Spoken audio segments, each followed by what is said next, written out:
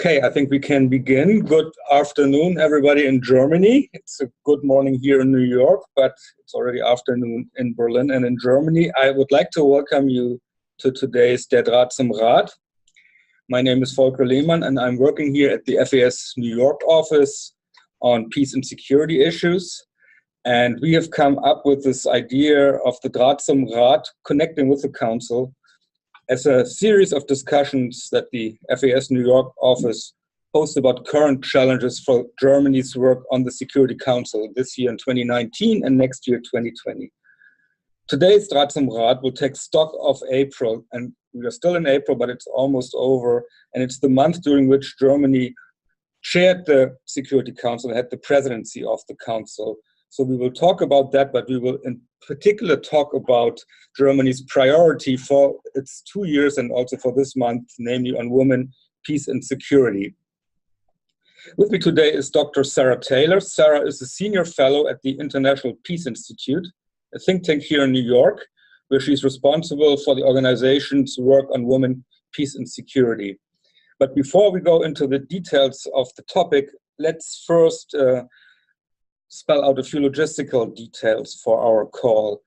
First of all, the format. We will have some 15 minutes for Sarah's introductory remarks to set the stage, and then we will have 30 minutes question and answer with all of you afterwards.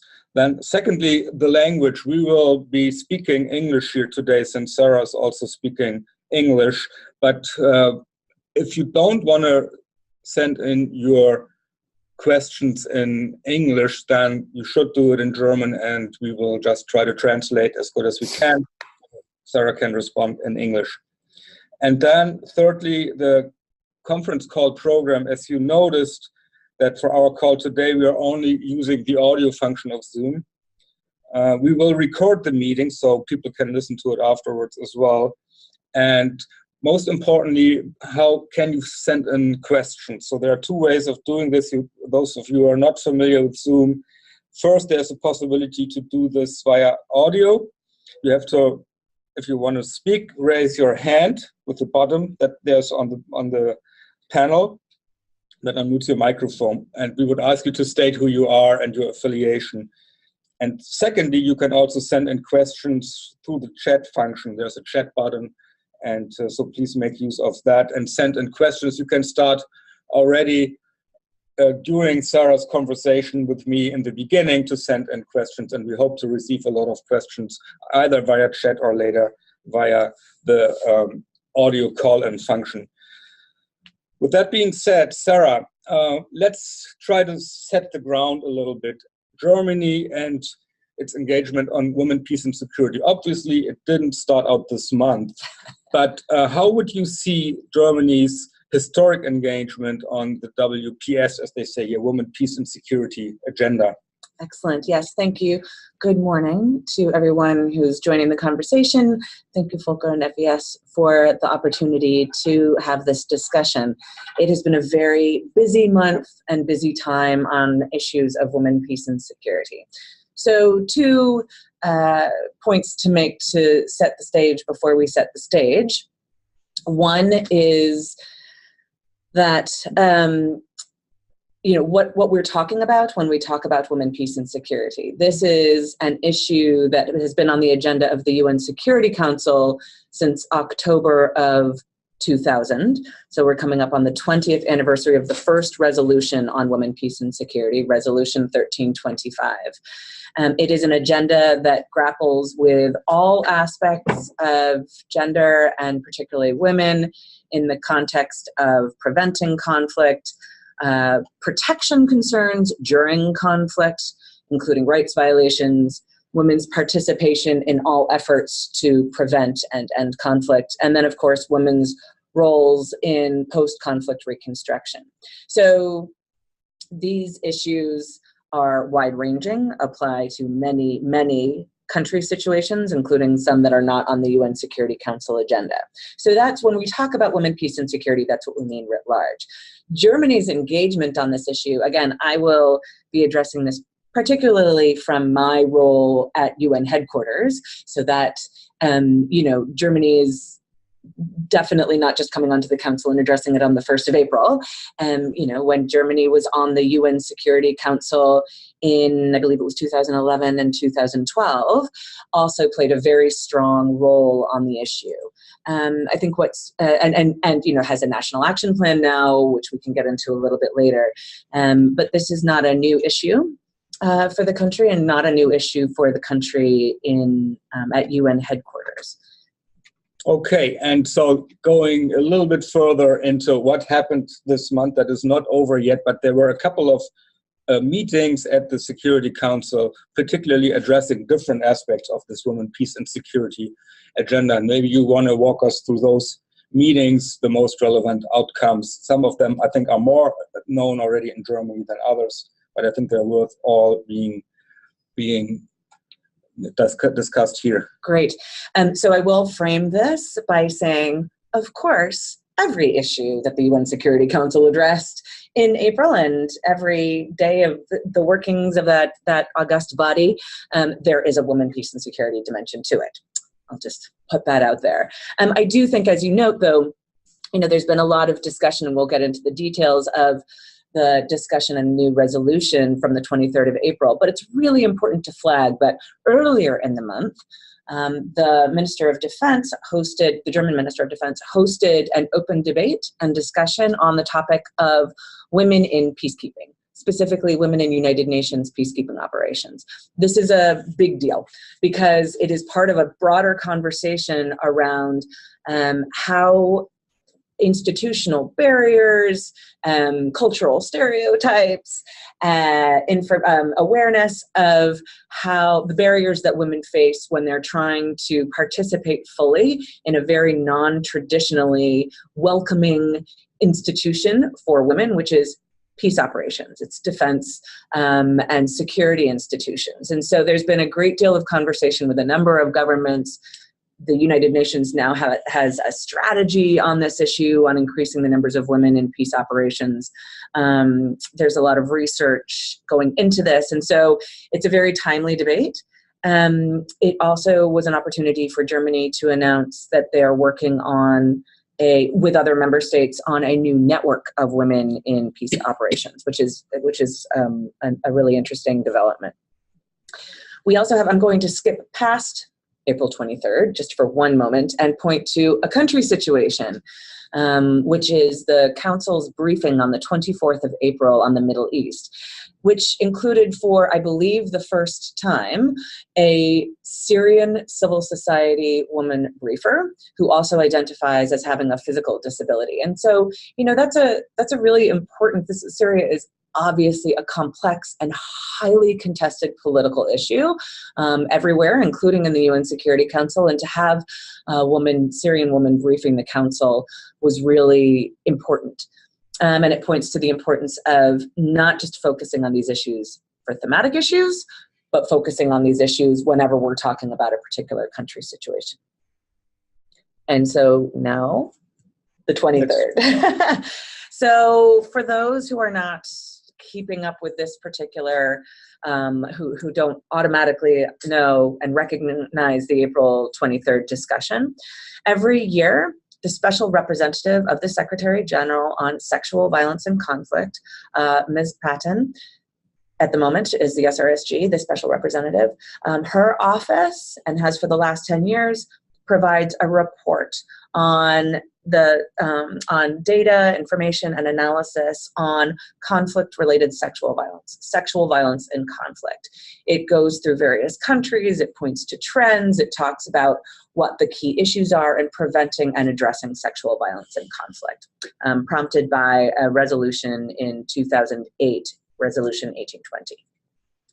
So this year, the report typically comes out in sort of March or April. So this year, Germany, who I neglected to mention earlier, also has a specific role in the Security Council right now as the co-chair of the Council's only body to grapple with women, peace, and security issues, which is the Informal Expert Group. So Germany actually has a particular leadership role in the Council on the broad women, peace, and security issues.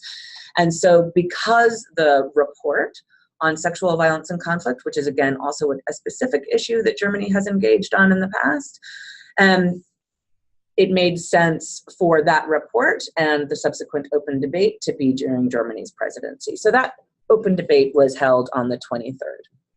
So after Germany was elected to the UN Security Council last year for its term beginning in January, there was clear public messaging about the fact that Germany wanted to be forward-leaning on this issue and was interested in pursuing a resolution on the issue of sexual violence and conflict. And so what we saw on the 23rd was an open debate that included the two Nobel laureates, Dr. Denis Mukwege and Ms. Nadia Murad from this year, a briefer from Libya who spoke about her work as a civil society actor in Libya, including on sexual violence and conflict, an address from Amal Clooney, who is the legal representative for Ms. Nadia Murad. And then the open debate included the adoption of a new resolution. So I can get into what that resolution covered, I think that might be of interest. So the new resolution was, for those who haven't seen the public discussions around this and analyses, ended up being a subject of considerable negotiation, debate, both within the Council and external from the Council. The new resolution recognizes the very real challenges that these efforts to combat conflict-related sexual violence still face. And one of them is, as the recent report of the special representative shows, there's a huge challenge of accountability. Really, honestly, perpetrators of conflict-related sexual violence recognize that there is almost global universal impunity for these crimes. And so there's an international recognition that impunity and accountability are one of the key things that need to be addressed. And that's in terms of justice for survivors, but that's also to send a message that can act as a preventative tool as well. The other thing that this resolution does is it explicitly frames what's called a survivor-centered approach. And so this is unique language. You'll see that it actually talks about every effort at accountability, at the provision of crucial services, which are medical services, psychosocial services, need to be survivor-centered, right? Instead of that they're driven by advocates for survivors, that the survivors themselves receive a holistic information and approach to all of these issues. But there were a number of things that were left out during the negotiations. One was the attempt to establish a new formal mechanism within the Security Council to deal with this issue that would be that ran into what are pretty typical UN Security Council dynamics. There was initially language on, for example, women human rights defenders, on lesbian, gay, bisexual, trans community information, and that language was due to robust negotiations, which are all closed door, just to be clear that those negotiations are not open to the public, but this has all been publicly reported. So that language was lost. And so what's been happening in terms of, when we can get into sort of where the analyses are of what this resolution means and what it means more broadly, is that we're currently in this moment where the sort of women, peace and security community and others are assessing the degree to which those negotiations, that the current language in the resolution is helpful and useful for example, the survivor-centered approach, and the challenges that it indicates on the global political stage of where we are, not only on women's rights, but on rights writ large, and just to extrapolate out as far as possible, challenges within the multilateral system itself. So, that's my take on my initial take on some of the key discussions in April. I think we will get into the analysis and the assessment, what the different levels of that are of that particular resolution, maybe in the discussion. But Sarah, if we take one step back, or looking forward now, because there are still 18 months for the tenure of Germany on the Council. And so what do you anticipate after this presidency in April, looking at how it went? What does it mean for the women, peace and security agenda being useful or being pushed forward over the next 18 months by Germany on the Council? And maybe also in particular, what can you actually do when you are president of the Council? And Germany will be, of course, be having a presidency coming up again next year, I think in June. Yeah, I mean, I'm going to take the second point first, just to frame, to recognize what the UN Security Council can do and what the role of the presidency is. And so I think that there is often a misconception of the strength and capacity and power of the UN Security Council to overcome national level and other sort of bilateral disputes, positions, etc. And so the role of the UN Security Council should be recognized as a key multilateral peace and security institution that is operating within an entire global ecosystem in which there are other power centers, other power struggles, other negotiations. So if we understand the UN Security Council not as the only institution that is grappling with issues of peace and security, but one that operates within this sort of ecosystem, it's important, but it is not omnipotent, right? So that's an important issue to lay out on women, peace, and security, and on all issues.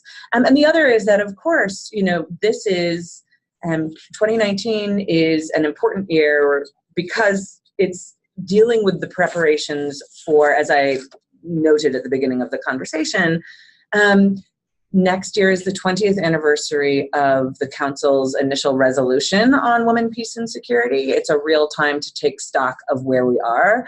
It's a real time for governments and the multilateral system writ large to make commitments, financial, political, and in terms of it programming to the agenda. And Germany has a real role to play on that as a national actor in its role in the European Union, and crucially in its role in the UN Security Council. It has, we talk about the importance of country situations. Germany's role as co-chair on the informal expert group means the information that is raised on country situations regarding women's rights, Germany can bring that into every discussion that's up for grabs in the UN Security Council.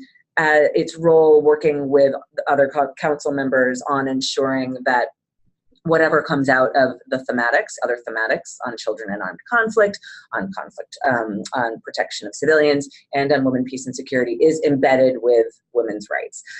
So this is an important month. It's really important to show this leadership. As I say, it sort of shows the breadth of the agenda in terms of women and peace operations, country situations, and also specific thematics. But this is 1 month of an important sort of 2-year period on the agenda. Very good. Thank you so much. I think we have the first questions, the first people who have raised their hands, and I encourage others to do that as well, or maybe send in questions by chat if you prefer that.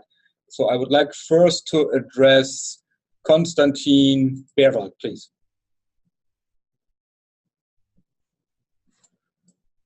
Oh, now I see the question is raised here as a chat question. So, Sarah, if I read that out to you. Cynics in Germany argue that unless German foreign and security develops real hard power tools to manage and prevent conflicts, including providing more boots on the ground, it is easy to invest in lofty discussions about policy principles and norms around women, peace, and security in the Security Council. How would you react to this position? Well, I don't think I'm actually going to weigh in on whether Germany should be contributing more boots on the ground. I think that the broader point here is that it is, in fact, and this is an issue around the thematic work, including work on women, peace, and security, is that it's very it can seem very straightforward to make lofty pronunciations about the importance, for example, of women's rights, and to not actually do anything about those rights when it comes to difficult political situations. I think, this refers to my earlier point about the UN Security Council operating in a global context. Any assessment of Germany's national level commitments, including the National Action Plan, the places that its funding goes, its ability to engage with international accountability mechanisms. I mean, we can get into some of the accountability issues and the way that Germany is approaching that via universal jurisdiction, always needs to be assessed by the actual impact for women and girls, for communities affected by conflict. And so if commitments remain at the level of rhetoric, then just writ large, it's insufficient. Thank you. The next question, the next person who wants to ask is Peter Schumann. Thank you very much. Can you hear me? Can hear you very well. Oh, fantastic. Okay. Also from Berlin, next door to Konstantin. Sarah, thank you very much for your very elaborate description of especially the discussion around the resolution on 23rd of April. I was wondering, the way the discussion went in New York was a survivor-centered approach. I think this was anticipated, this was very clear. However, when I look at the resolution now, there are key elements which have disappeared. All the references to reproductive health in assistance to the survivors has been taken out. This was anticipated. The US representation, they don't like this. I think it's well known. My question was, why did Germany did not insist on maintaining the original text and risk a veto from the US so that the global community has a very clear picture about the position of the US government in the Security Council on this very important issue? If we have a survivor-centered approach, and I'm very familiar with the situation in South Sudan, in Darfur, in Congo. I've worked there with the UN peacekeeping operation until recently, also with UNAMID. The survivor-centered approach is absolutely fundamental, but we need assistance also through the UN peacekeeping operations for the victims.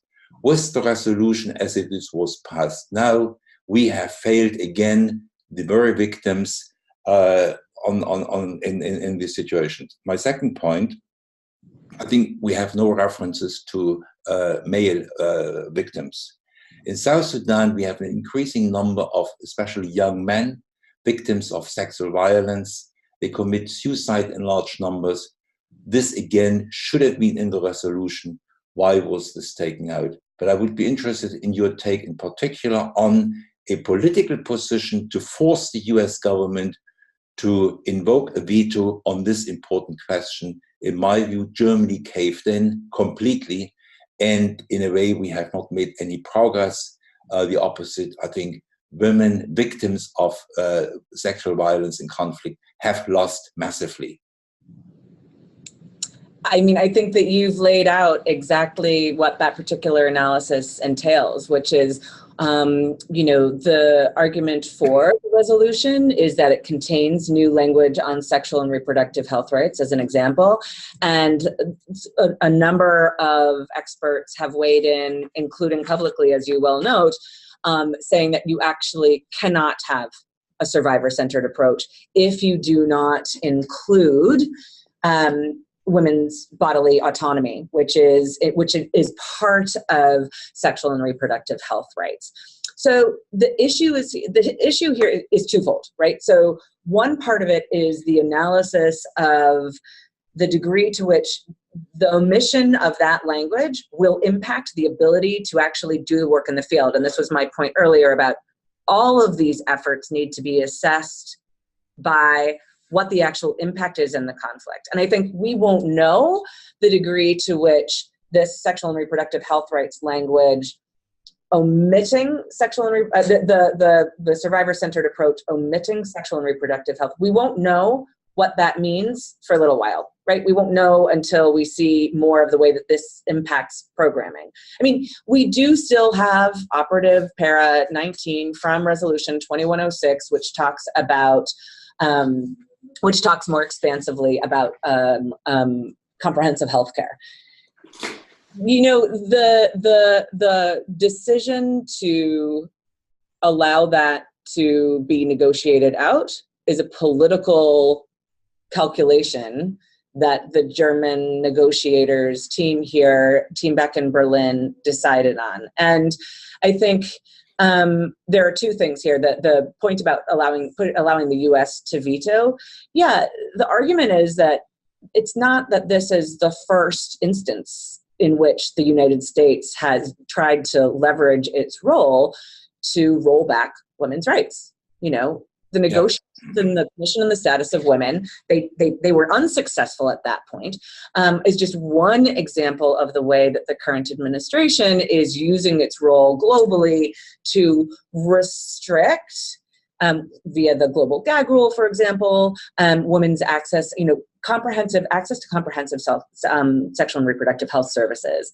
And also to restrict language around gender, right? Part of a sort of global effort to talk about men and women instead of gender. And that's really, that's alarming. As a women's rights researcher and worker, that is very alarming.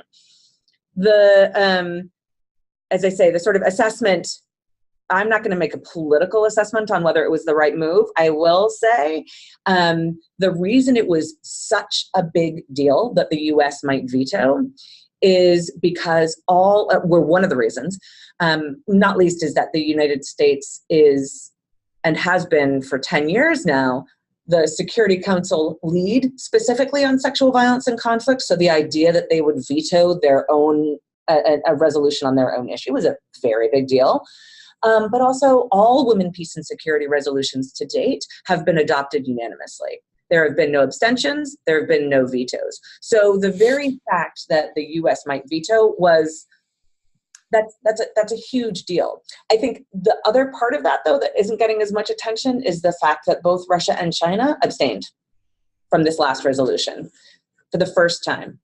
And so that is sort of it's not just about the United States, it's about a broader understanding of the way that these sort of these shifts in the power dynamic on this issue that has been sort of seen as being settled, right? So that's one thing. The men and boys issue, we're doing this without video, so you can't see me quickly my iPad. I think that men and boys is in that resolution in the final text, but I'll check. And okay, thank you. Sure. So maybe while you check, or maybe later, let's move on to our next question. I see the hand raised by Anna Gall. There. Anna just said that it is indeed in the resolution. Yeah, do you hear me now? We hear you very well. Okay. Hi, good morning, Sarah. It's great to have the chance to talking to you in person. I'm really excited about it. And hi to everyone in the room. I just sent you a very short link to a commentary op-ed we just published last week in the German-speaking newspaper. It might be not, Sarah, you might not be able to read it, but still just to share it with the others. Sarah, I have three questions. Because the head of division on human rights gender of the Ministry of Foreign Affairs just announced a debriefing on Thursday. So I'm really excited to have the chance to talking to them in person again. But on the other hand, I would be super interested to hear your idea. What could be things we could really try to push the German government in order to what you just said, how to do or to improve the field and the work, to improve the recognition of sexual and reproductive rights in the field, and how does it, what does it mean, very concrete. I think the German NGOs are very critical about this fact that they threw it out. As you can see in our commentary, I'm a little bit in between as well, because I do see the very important survivor-centered approach within this, within the resolution. And I do think, as I just noticed, the recognition of the topic has been huge in Germany. Almost every newspaper published something on this topic. I've been interviewed by a very mainstream TV channel. So I think it has been a very important move, also in Germany, to make this topic, or to make it very clear that that sexual violence and conflict still remains unpunished. So this was the first question. I do have very short two other, because you just mentioned the women in peacekeeping. As I understood, they were mostly referring to military and uniformed peacekeeping, female peacekeepers. So I was wondering, because it was the head of the Ministry of Defense, so I was wondering how we can link this also to the Ministry of Foreign Affairs, and to link it to female civilian peacekeepers. And last but not least, as the head of the co-chair of the informal expert group, I do see the opportunities, but at the same time, as I understood, that's why they also wanted to have a formal working group, is that it is not very flexible. That the schedule and the countries the informal expert group is working on is very well planned in advance. That not all of the countries who are discussed by the Security Council will be discussed by the informal expert group. So I was wondering if there's something we could ask, the German government, how to make this informal expert group a little bit more flexible, or to more, a tiger with more teeth. Let's call it like this. Okay. Excellent. So Anna, it's so nice to talk to you as well. We've been in touch via social media, so it's really we get a chance to quasi meet, even if it's virtually. Yeah, I think the discussion, I'll take your points in order. The issues around what to do next, and the linking with sexual violence and conflict, and the importance of the issue. It's also been very striking to me how much attention and how much interest this debate, I mean specifically the open debate on the 23rd and those negotiations, really struck a chord globally. And so I'm actually really glad to hear that this has been a subject of discussion in Germany, because at that national level, you see foreign policy had a piece on it. All of this was sort of broken by a local UN-focused news outlet, Pass Blue. Foreign policy, CNN, Time, The Guardian did a great piece on it as the negotiations were unfolding. And I think it speaks to exactly, and this also speaks to the point that was made in the previous question by Peter, which is, where is I think globally with this sort of geopolitical shift that we're seeing is, where's the line? Right? Like, at what point do we say, or at what point do politicians say, negotiators say, we operate within a multilateral system and we need to come out with a consensus, or as close to consensus outcome as possible, even if moving the needle is not as much as we would like? And at what point do they say, actually, this is agreed, these are agreed principles and standards, and we will not negotiate them down to be weaker? And that's, I'm not taking a position on where we are on that as of the 23rd, but what's interesting to me is that that's where that global discussion is. And the fact that that's around women's rights shows what I think anybody working on women, peace, and security has known forever, which is that these issues are deeply political. And once they get actually truly discussed in the context of peace and security, we see just how much peace and security issues and women's rights are inexorably intertwined with each other. So in terms of the debrief on Thursday, my questions are always around practically, how are we looking at sexual violence and conflict, women's rights writ large, barriers to participation, support for participation, embedding these issues in programming and policy? How are they being linked together and not separated out so that we're looking at these different pillars as if women's participation is separate from, and sort of gender equality is somehow separate from sexual violence and conflict and prevention efforts on that. I'm not sure if that's completely answering your question. The Uniformed Women Peacekeepers, yep. This is part of, that open debate was part of and reflective of the Uniform Gender Parity Strategy, I think it is, that the Department of Peace Operations launched earlier this year, and that was a sort of culmination of a couple of years of work by governments and the UN to achieve some targets and a strategy behind targets. We still do see, you look at the gender parity strategy from the Secretary General, and we still see real progress here in New York, particularly around women's leadership. And we see real challenges on the civilian side and on the military uniformed side in peace operations. These are very much linked with each other as well. It's about overcoming stereotypes and barriers and prejudices that we still don't sort of know enough about. So I'm happy to chat with you more offline if you'd like to about that. The informal expert group. So full disclosure, I co-authored a chapter on this issue before the informal expert group was adopted. It was put into place in 2015. And in fact, the informality of that group was a calculation that was meant to actually allow flexibility. And if you look at the way the informal expert group works and the way that its work has grown, there's always room for improvement. Of course, there's always room for improvement. Yeah. But what you see is that because it is informal, it is actually able to pick up additional countries. They sort of started off with, I think, 4 countries and have grown that now up to, I believe, 8 countries that are on the Council's agenda.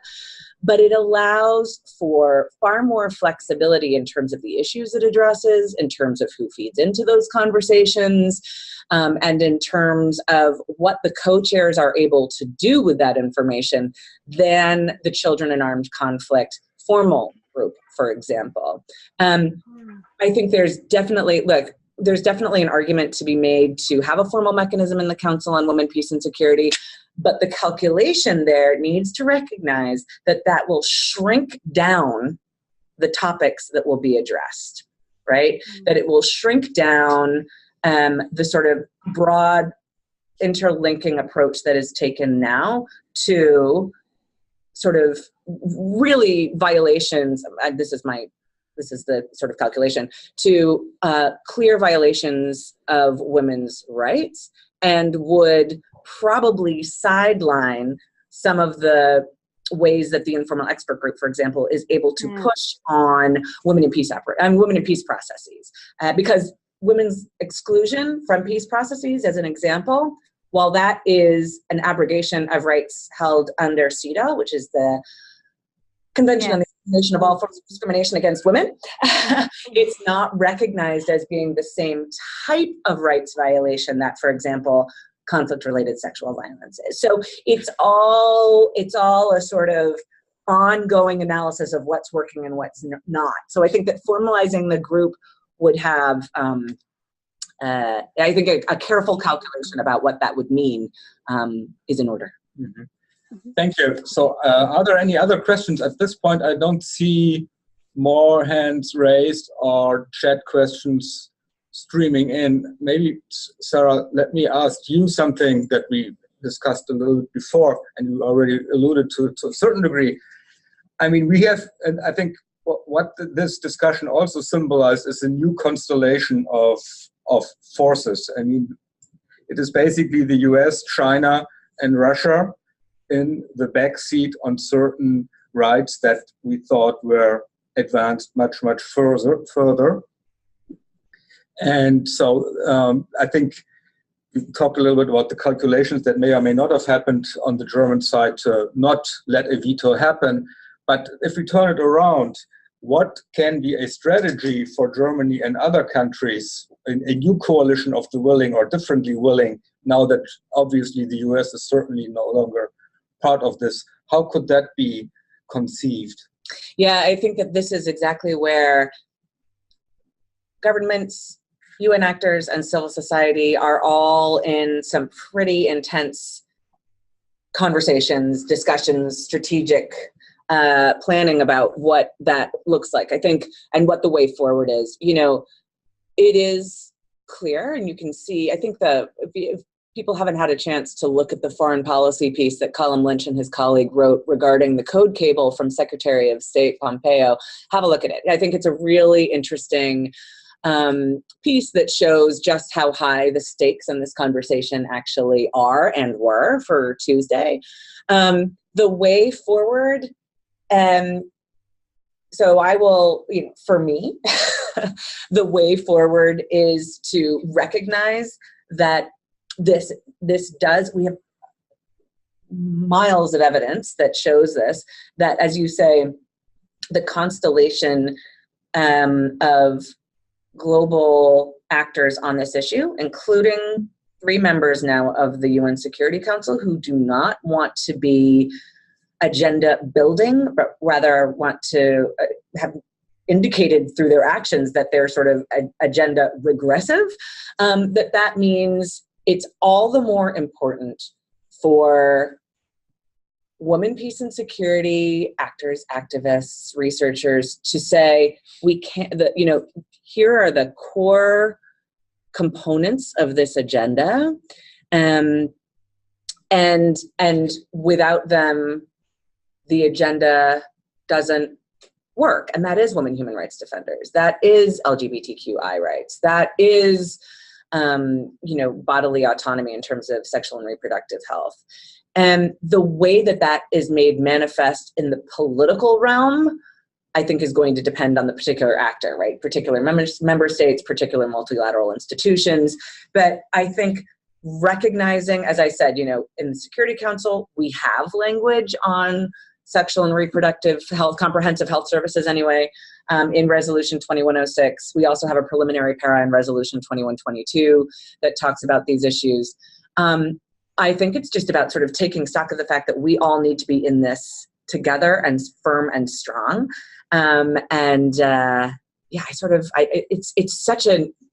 It was such a key moment that highlighted so many of these political intersections with core components of the agenda that I think most of the community is still figuring out what on earth just happened. Thank you. There's one more question, a follow-up, I would assume, by Peter Schumann.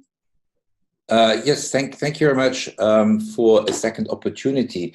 I want to pick up your idea about or your question, the strategy for Germany in the remaining period in the Council.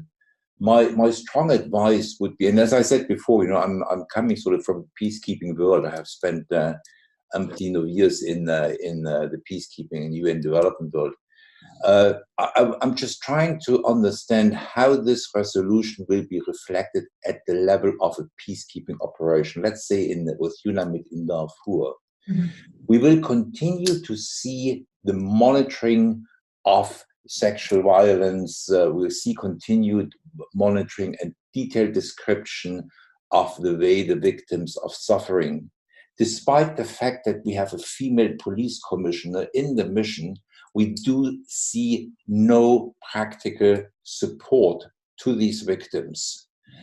The support is provided by poorly funded, poorly equipped local NGOs, but from within the peacekeeping operation, there's very little, close to none. So my advice to Germany would be to now, after this attempt to have a global resolution and everything else was the difficulties, to now focus on specific peacekeeping operations and very specifically ask the question each and every time reports are presented to the Council, what has the mission done? Not only reporting on the number of victims and the events, but specifically, and what did the mission undertake to support the victim-centered approach in reality at the operational level. And I think then Germany should be able, as the membership continues for the next, 1.5 years, to demonstrate, unless we get a very clear operationalized approach to victim support, we're not going to change the situation of the victims on the ground. So I'm going to take issue with one point that you made, which is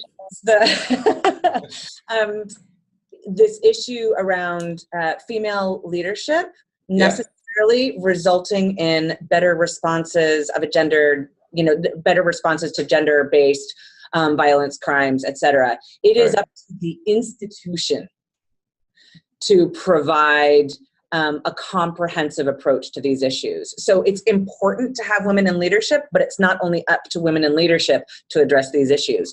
So that points to a need for a better institutional response, which, your point is exactly right. I think I don't have the numbers clear enough at the tips of my fingertips, but if you look at CARE and their analysis of the percentage of humanitarian aid that goes to gender-based crimes of gender-based violence, including sexual violence and conflict, it's something ridiculously low, like 2%. I mean, there is a huge need for programmatic and financial support to, exactly as you say, local level civil society actors who are the first and often only points of contact and service provision for survivors of these crimes, and that's of all genders. And that local support is critical. When we sort of extrapolate that back up to the UN Security Council, the informal expert group is exactly meant to do what you say, which is, you read the reports coming in from the country offices, you have a set of questions that are at hand, you're being briefed specifically on sexual violence, conflict-related sexual violence, women's participation, just to go to South Sudan, for example, the degree to which women are participating in the development of a new constitution on that constitutional committee. Those issues need to be flagged in every country-specific conversation, and the questions asked again and again and again, so that the mission understands that this is truly a priority for council members, and it's not just something that we talk about on a thematic level in the October anniversary of 1325 every year. And that's sort of my ongoing message. This issue matters in countries at risk of, in, or recovering from conflict. It's not about an October anniversary. It's about what's happening right now in conflict prevention and resolution. Okay, agreed. Thanks a lot. Very good. Thank you so much. And I think Anna requested to send the link for the CAR research, and we'll certainly do that in the follow-up. And talking about follow-up, I think it's time to wrap up because we've exceeded our 45 minutes. We don't want to keep you longer from your deserved way home or elsewhere. I thank you very much to all of you for listening in, and I think this was a very great for me also to see interactive dialogue between Germany and New York. I think we've never had it this way, and I think I'm very optimistic also for our next Draht zum Rat sequels, where we hopefully welcome you again and have more of these conversations, be that on women, peace and security or other issues. We certainly have one in the planning on the prolongation of the MINUSMA mandate, very important for Germany, of course, because of the boots on the ground there.